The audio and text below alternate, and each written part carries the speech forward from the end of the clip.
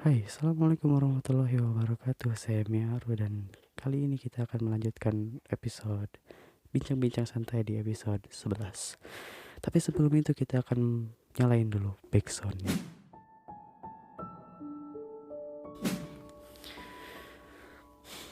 Oke, cerita kali ini saya tulis dulu di Microsoft Word, disalin gitu kan. Terus agak diedit-edit supaya gampang nyeritainnya gitu kan. Dan supaya lebih simpel gitulah.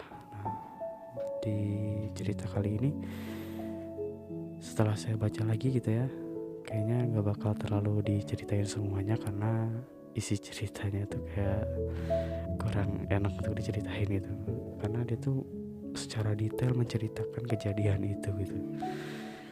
Tapi ya intinya gitu kan, seperti biasa intinya intinya ini adalah cerita seorang laki-laki yang memiliki seorang perempuan, yang memiliki hubungan dengan seorang perempuan. Ya dia berpacaran gitu kan. Nah singkat cerita, di suatu hari dia tuh diajak sama perempuannya ke rumahnya gitu. Ya mau main lah, biasa main gitu.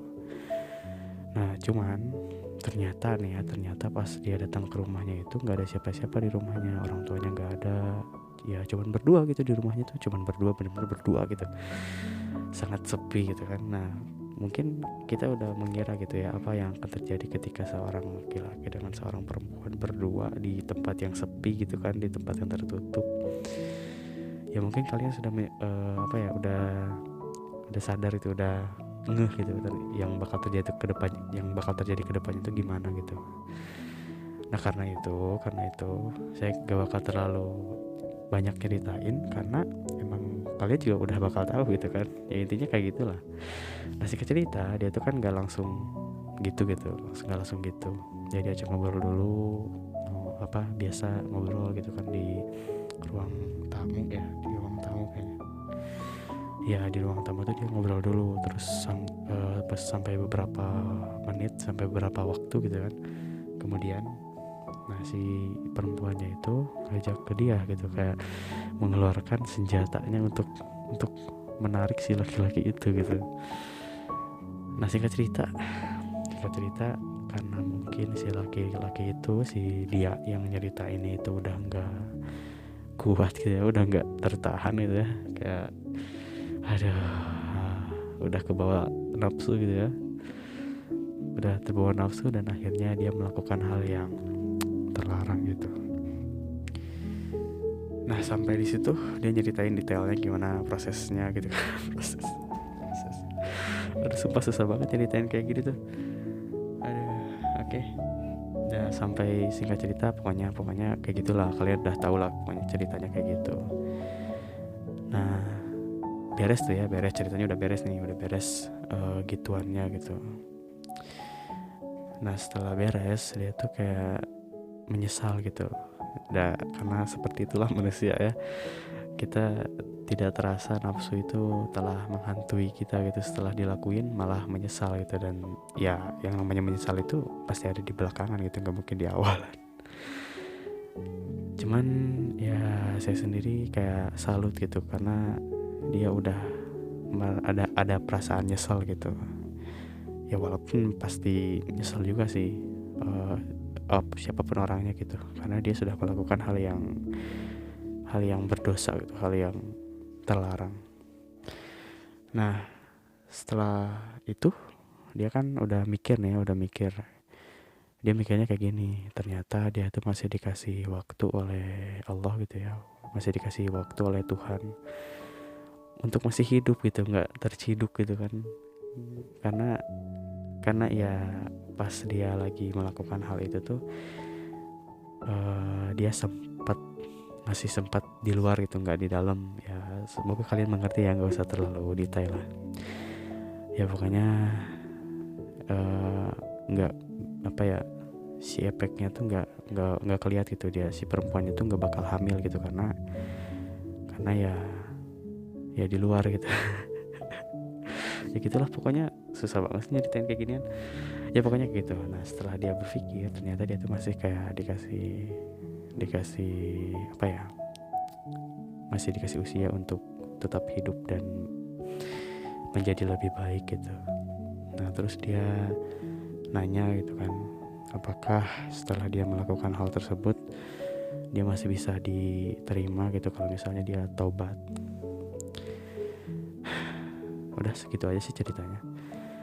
Yang saya salut dari orang ini adalah orang ini benar-benar kayak menyesalnya tuh ya bagus lah gitu, dia ada rasa penyesalan gitu dari hal yang ya buat gitu.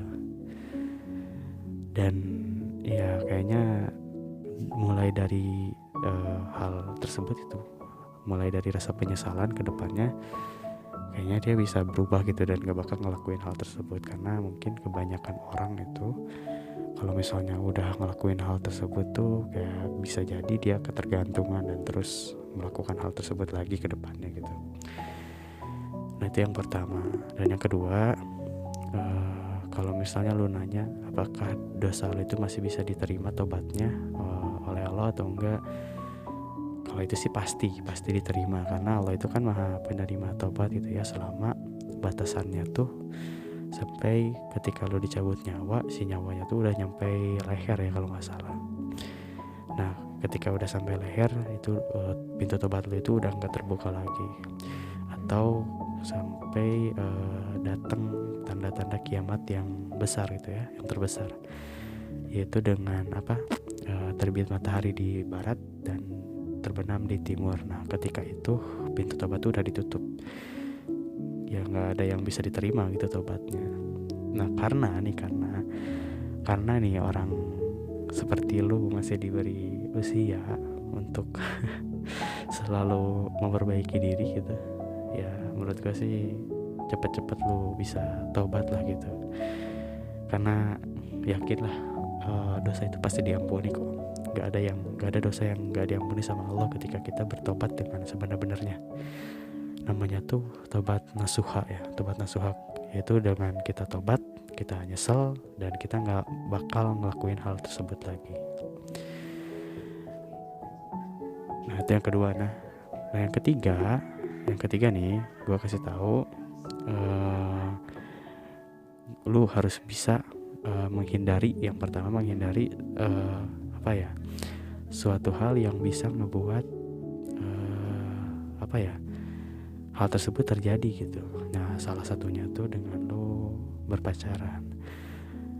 Nah kalau misalnya nih kita pikirkan aja, kalau misalnya lu nggak berpacaran gitu kan, lu nggak bakal main berduaan kayak gitu. Terus ya kalau misalnya nggak bermain berduaan kayak gitu kan, hal itu juga nggak bakal terjadi gitu. Nah jadi awal masalahnya tuh bisa jadi dari situ. Ya memang ngebahas tentang nafsu atau kemanusiaan kita, rasa suka kita terhadap seseorang itu kan agak susah untuk dibahas gitu ya, karena itu udah kayak fitrah kita sebagai manusia, diberi rasa suka dan diberi nafsu gitu ya. Nah makanya nanti bisa jadi pertanyaan, kalau misalnya kita bisa melakukan hal dosa karena hal tersebut, karena adanya nafsu dan rasa suka, terus kenapa Allah itu menciptakan dua hal tersebut gitu.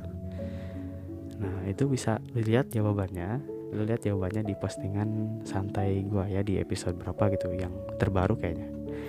Nah di situ gue bahas hal tersebut, dan itu juga gue nyari jawabannya sesuai dengan ilmu yang pernah gue dapat gitu, nggak seenaknya gue masih tahu lo gitu kan. Ya semoga aja jawaban itu bisa jadi ilmu buat lo gitu. Ya gitu aja kali cerita di episode kali ini ya. Intinya lu jangan coba-coba kayak gini ya, dan saya juga nggak tahu ini, kayak saya sendiri belum percaya gitu, dia tuh benar-benar nyeritain ke saya gitu, dan saya juga nggak kenal nih siapa, nggak tahu orangnya. Kalau nggak salah akunnya tuh berinisial S kalau nggak salah ya, pokoknya gitulah. Oke, karena memang udah segitu, nggak ada lagi ya. Intinya kayak gitulah, jangan sampai kayak gitulah. Yang awalnya jangan, kalau bisa jangan sampai kalian berpacaran gitu, karena bisa membuat hal tersebut gitu. Ya lihat fakta aja di Indonesia itu kan memang udah banyak orang yang melakukan hal tersebut, sampai berapa persen itu, di atas 50%. Nah itu karena orang Indonesia tuh kebanyakan emang ya berpacaran gitu kan. Ya gitulah. Ya udahlah begitu ya, mungkin di konten bincang-bincang santai kali ini kita akan lanjutin 2 cerita lagi nanti. Terus kedepannya gue gak bakal nyeritain cerita orang lain lagi, karena nyiapin cerita supaya itunya tuh wah males banget gitu. Dan sekarang gue udah masuk sekolah gitu kan, jadi udah agak sibuk dan susah ngatur-ngatur hal yang menyangkut konten yang gue buat di Instagram dan YouTube gue gitu. Ya pokoknya makin sibuk dan susah banget gitulah, susah banget untuk ngebuat video kayak gini juga bakal sangat susah. Yaudah, segitu aja. Kita ketemu lagi di video selanjutnya, di episode selanjutnya. Gua Miaru. Assalamualaikum warahmatullahi wabarakatuh.